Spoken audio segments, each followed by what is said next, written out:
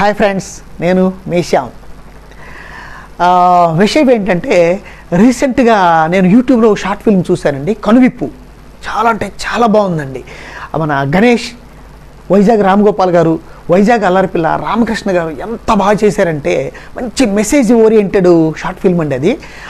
ఏంటి అంటే ఈ బెట్టింగ్స్ ఉన్నాయి కదండి, ఆన్లైన్ బెట్టింగ్స్.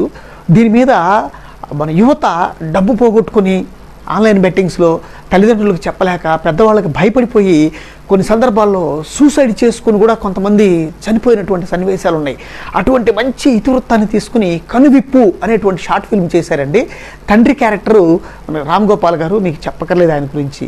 ఇక కొడుకు క్యారెక్టరు మన గణేష్ జీవించేశాడు. తల్లి క్యారెక్టర్ అయితే మన వైజాగ్ అల్లరిపిల్ల అల్టిమేట్గా చేశారు. నాకు ఒకనొక టైంలో కళ్ళు చెమర్చాయంటే నమ్మండి, చాలా బాగుంది.